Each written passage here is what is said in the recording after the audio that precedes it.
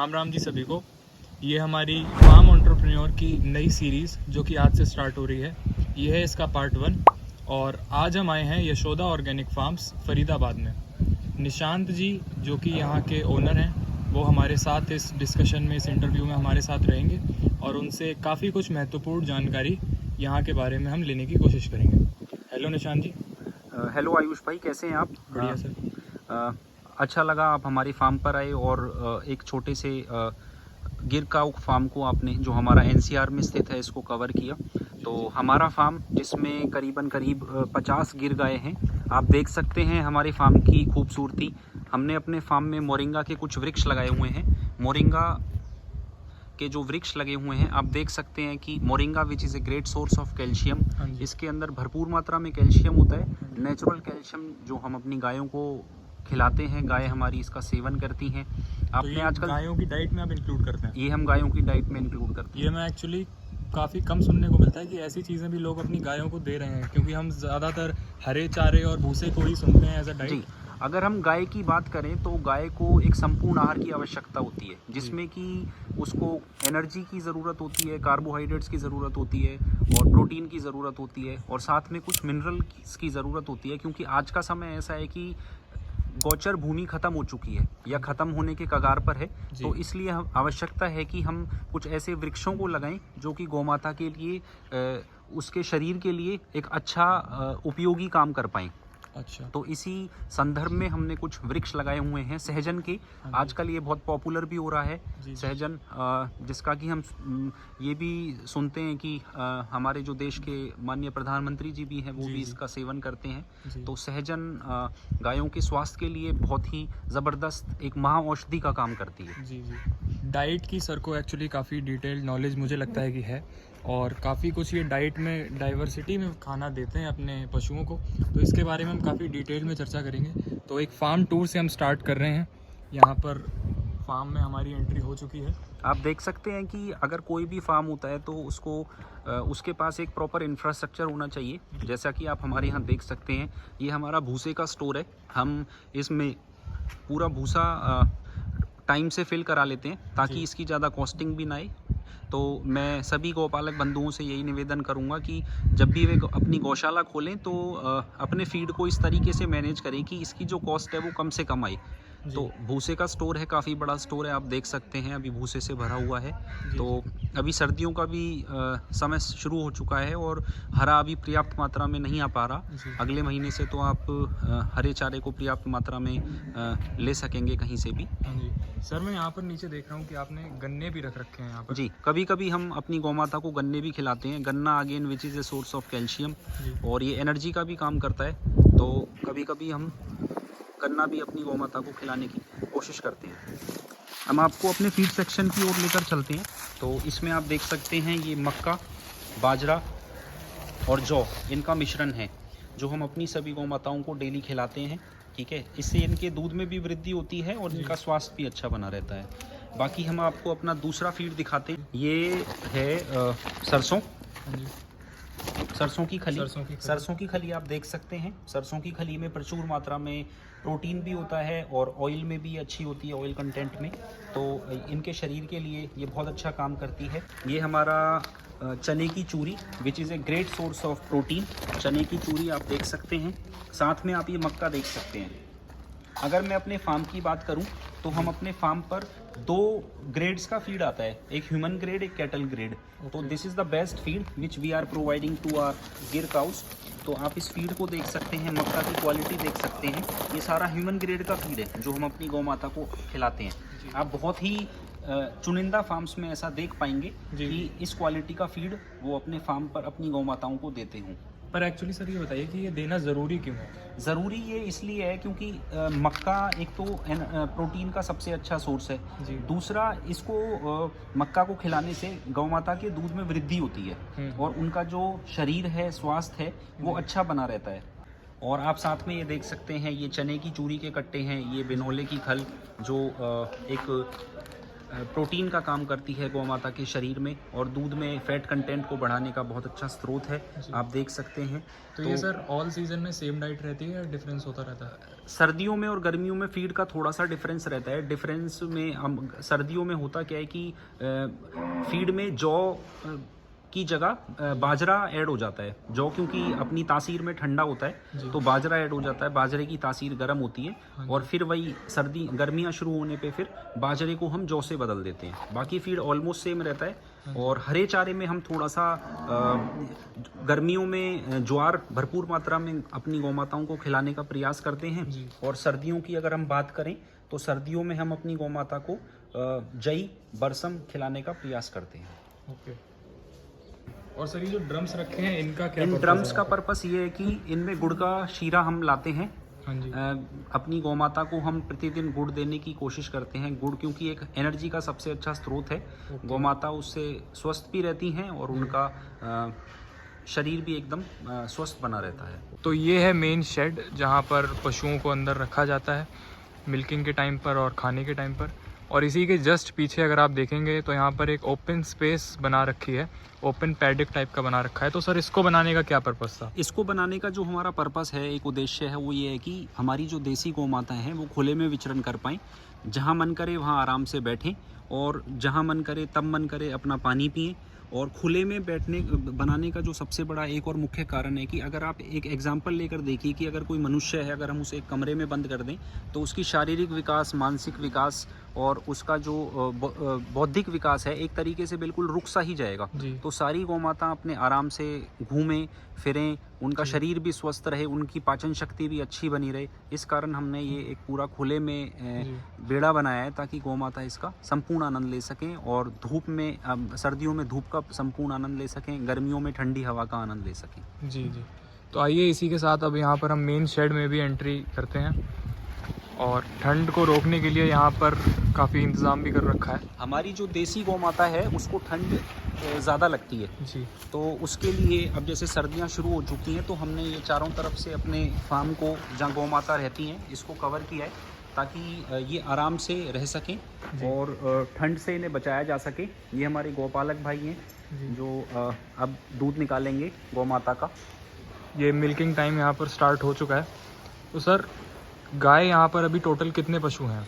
अभी हमारे पास टोटल अगर मिलाया जाए, बच्चों को लगाएं तो हमारे पास 50 पशु हैं, जो 50 गौ माता हैं हमारे पास जी, छोटे बच्चे बड़े मिला के। और तो स्टार्टिंग कितने से हुई थी हमारी? स्टार्टिंग हमने 5-7 गौ माता से करी थी, लेकिन साल भर में हम इस काउंट को 50 पर ले आए हैं ईश्वर के आशीर्वाद से जी। लोगों को हमारा दूध भी खूब पसंद आ रहा है क्योंकि प्रीमियम क्वालिटी का A2 मिल्क रॉ उपलब्ध कराने वाले शायद शहर में हम ही हैं अभी, अगर फरीदाबाद शहर की बात करी जाए तो। ओके। और यहाँ पर हमारे पास खाली गिर गाय हैं या और हमारे पास केवल एक ही ब्रीड है, वो है गिर ब्रीड। ओके। तो गिर को रखने का मेन पर्पस क्या था? HF, जर्सी या और कोई ब्रीड को छोड़कर आपने गिर को ही क्यों? गिर को रखने का जो सबसे मेन पर्पस है, एक तो गिर गाय देसी गायों में सर्वश्रेष्ठ नस्ल मानी जाती है। हमारे भारत में 48 गायों की नस्लें हैं देसी गायों की, उनमें गिर सर्वश्रेष्ठ गाय है। ऐसा बताते हैं पुराणों में कि भगवान कृष्ण भी गिर गौ माता के दूध का सेवन करते थे। गिर गौ माता के दूध का उन्होंने खूब मक्खन खाया है भगवान कृष्ण की अगर बात करें। और गौ माता से तो इस विश्व की बात करें तो भगवान कृष्ण इस धरती पर सबसे पहले गौपालक बने हैं और जिन्होंने की गौ माता की खूब सेवा की है। और ऐसा कहते हैं शास्त्रों में भी कि गौ विश्वस्य मातरम, गौ इस पूरे विश्व की जननी है, माता है। तो एक ये भी इसका सबसे बड़ा कारण है। दूसरा, गिर गाय शांत बहुत है, इसका स्वभाव बहुत शांत है, ये एग्रेसिव नेचर की नहीं है बिल्कुल भी। हैंडलिंग में इजी रहती है। हैंडलिंग में इजी रहती है, कोई भी गौपालक भाई इसका आसानी से दूध निकाल पाता है। जी जी। यहाँ पर एक काफ़ी ब्यूटीफुल सीन, एक काफ़ी प्यारा दृश्य आप देख सकते हैं। ये सर मुझे लगता है काफ़ी नई बच्ची पैदा हुई है। ये अभी फर्स्ट टाइमर गिर गाय है और इसका अभी फर्स्ट लैक्टेशन है, जो कि अभी एक टाइम का 5 लीटर दूध हमारे फार्म पर दे रही है। और इसने एक सुंदर सी बछड़ी को जन्म दिया है हमारे फार्म पर। इसकी मिल्किंग भी चल रही है, तो आइए उस पर भी फोकस करते हैं।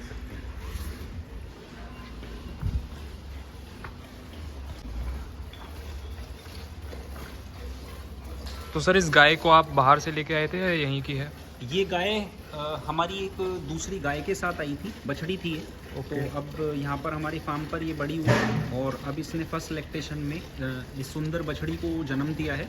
और ये बछड़ी अगर आपने सुबोध बुल का नाम सुना है जी जी। तो उसकी बछड़ी है ये। सुबोध बुल पंखालियों का बेटा है जो okay. Gujarat Bhavnagar blood line से ताल्लुक़ रखता है। ओके, तो ये एआई से प्रेग्नेंट कराई गई? एआई से प्रेग्नेंट कराई थी ये गाय हमने। ओके। यहाँ पर हमारे पास इस फार्म में सर के पास एक बुल भी है, तो इस बुल की ओर अब हम बढ़ते हैं और बुल के बारे में थोड़ी सी इंफॉर्मेशन गैदर करेंगे। मैं आप सबसे ये कहूँगा कि अगर आपके पास 10 से ऊपर गाय हैं तो आपके पास बुल का होना अति आवश्यक है।